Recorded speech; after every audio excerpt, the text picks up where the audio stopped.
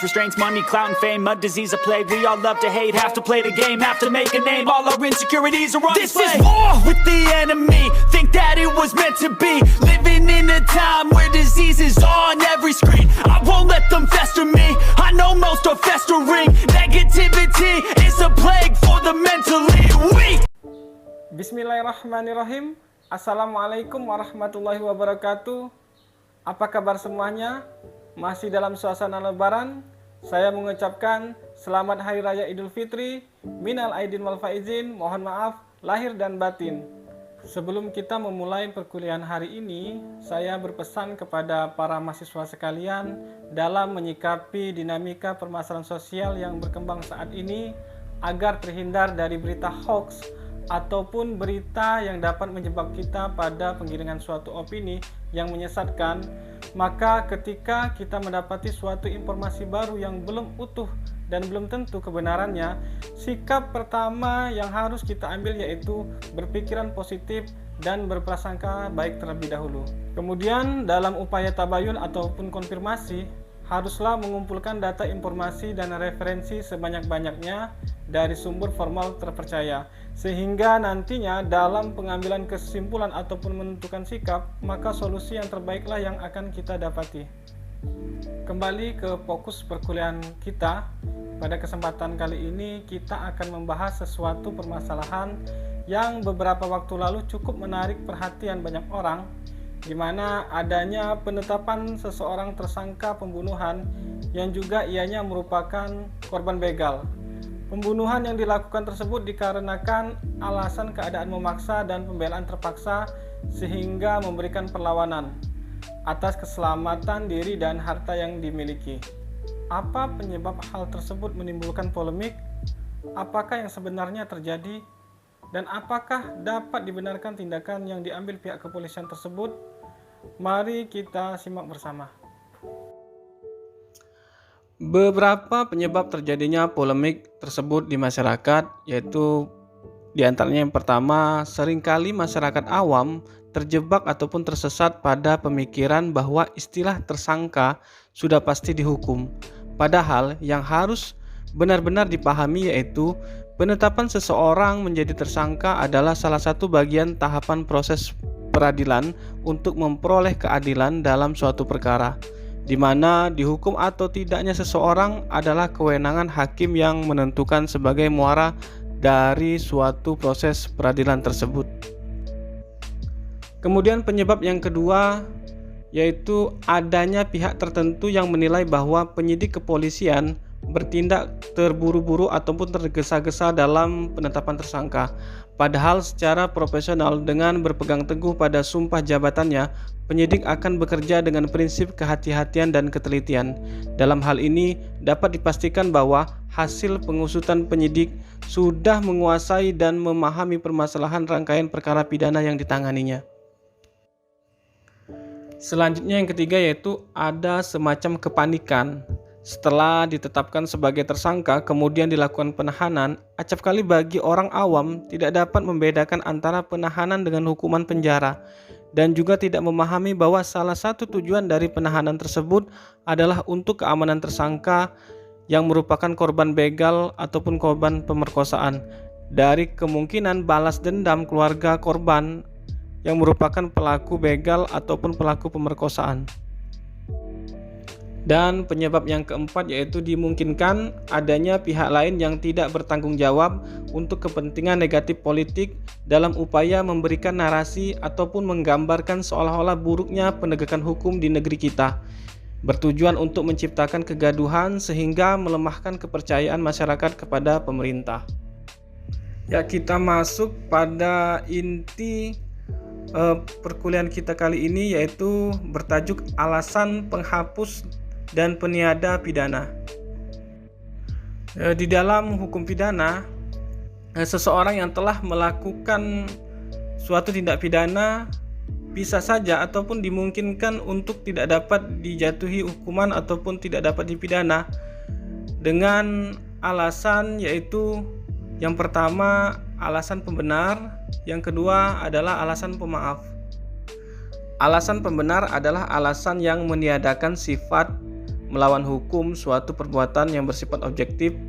Jenisnya yaitu A. Daya paksa atau opermacht, B. Pembelaan terpaksa atau notwehr, C. Menjalankan perintah undang-undang, dan D. Menjalankan perintah jabatan.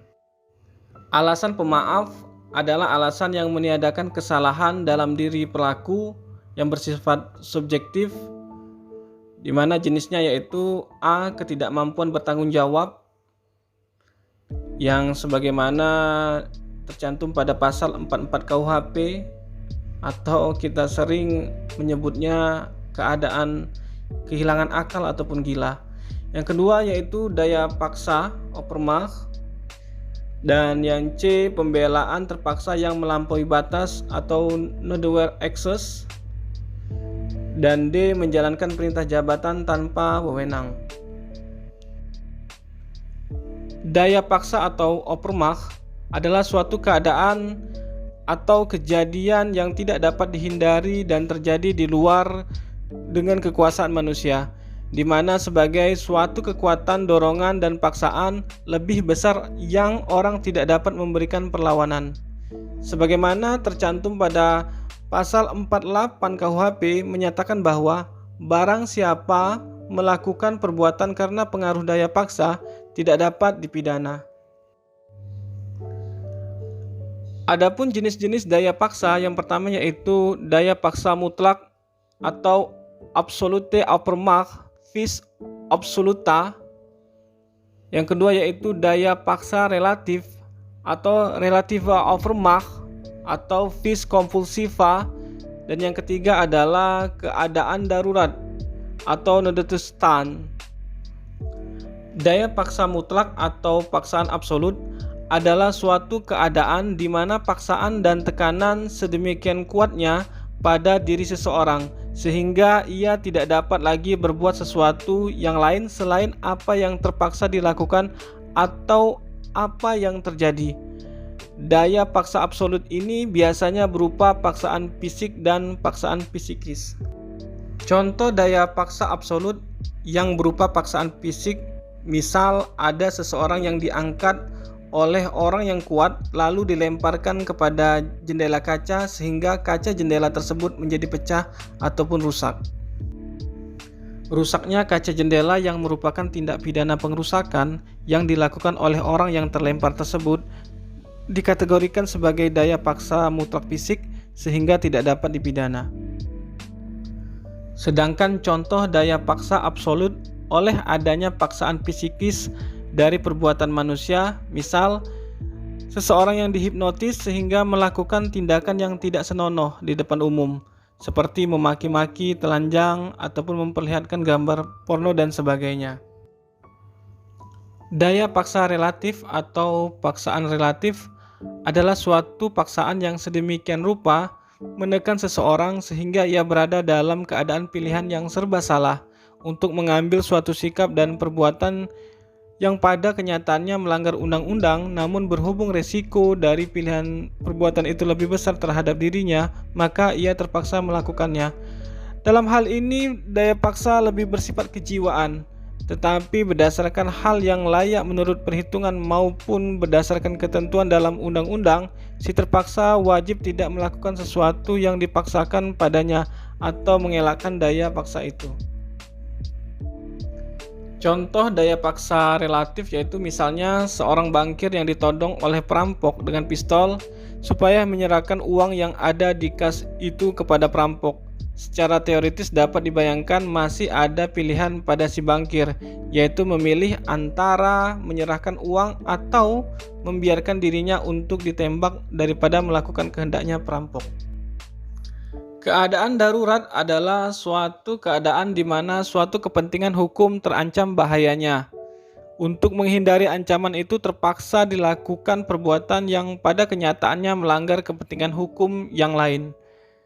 Kejadian yang berhubungan dengan keadaan darurat sering dijumpai mendalilkan pasal 48 KUHP sebagai usaha untuk tidak dipidananya seseorang petindak atau si terpaksa.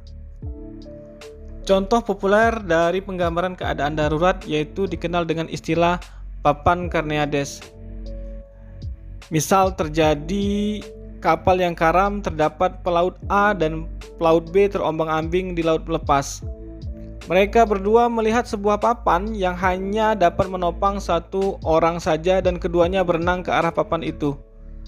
Pelaut A berhasil sampai di papan lebih dahulu, kemudian pelaut B yang akan tenggelam mendorong pelaut A dari papan tersebut, sehingga membuat pelaut A tenggelam. Pelaut B bertahan di papan lalu diselamatkan oleh tim penyelamat. Maka tindakan itu dapat dikatakan sebagai tindakan dalam keadaan darurat untuk mempertahankan diri. Pembelaan terpaksa atau nedewere, sebagaimana tercantum pada pasal 49 ayat 1 KUHP yang berbunyi, tidak dipidana barang siapa melakukan perbuatan pembelaan terpaksa untuk diri sendiri maupun untuk orang lain, kehormatan kesusilaan atau harta benda sendiri maupun orang lain, karena ada serangan atau ancaman serangan yang sangat dekat pada saat itu yang melawan hukum. Untuk syarat kategori pembelaan terpaksa, yaitu harus memenuhi unsur 1. Subsidiaritas atau pembelaan tersebut adalah yang harus dan perlu dilakukan. Yang kedua yaitu limitatif atau terbatas, adanya serangan seketika, langsung mengancam, melawan hukum, sengaja ditujukan kepada badan, peri kesopanan dan harta benda. Kemudian yang ketiga yaitu unsur proporsionalitas, yaitu harus ada keseimbangan antara perbuatan penyerangan terhadap kepentingan pembelaan yang diserang. Jangan sampai si penyerang pelaku begal yang sudah dalam keadaan dilumpuhkan, kemudian ada serangan tambahan yang menyebabkan terbunuhnya pelaku begal. Hal ini tidak dapat dikategorikan lagi sebagai pembelaan terpaksa lagi. Pembelaan terpaksa yang melampaui batas atau nedewere excess, sebagaimana tercantum pada pasal 49 ayat 2 KUHP yang berbunyi, pembelaan terpaksa yang melampaui batas yang langsung disebabkan oleh keguncangan jiwa yang hebat karena serangan atau ancaman serangan itu tidak dapat dipidana.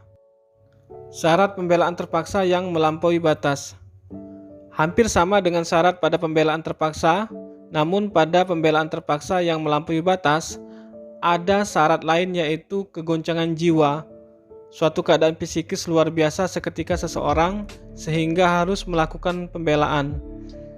Contoh, serangan membabi buta pelaku begal sehingga korban begal terpaksa melakukan perlawanan berlebihan atau melampaui batas nilai keseimbangan yang menyebabkan terbunuhnya pelaku begal tersebut. Kesimpulan pada perkuliahan kali ini yaitu dalam posisi secara meyakinkan bahwa penetapan tersangka pembunuhan karena melakukan pembelaan terpaksa yang melampaui batas, maka perlu diketahui yaitu kewenangan kepolisian ataupun penyidik adalah penetapan tersangka dan pihak kepolisian tidak memiliki kewenangan menganulir penetapan tersangka tersebut. Yang dapat menganulir penetapan tersangka yaitu hakim melalui surat perintah penghentian penyidikan atau SP3 kepada pihak kepolisian. SP3 tersebut sebenarnya adalah keberhasilan pihak kepolisian yang melaksanakan restoratif justice melalui koordinasi dengan pihak kejaksaan dan pengadilan. Namun bila upaya restoratif justice tersebut tidak berhasil, di mana tersangka pembunuhan yang merupakan korban begal tetap menjadi tersangka tanpa SP3 sehingga akan menghadapi proses peradilan, maka dimungkinkan masih memiliki peluang bebas dari jeratan sanksi hukum, yaitu vonis hakim dengan alasan pembenar dan pemaaf.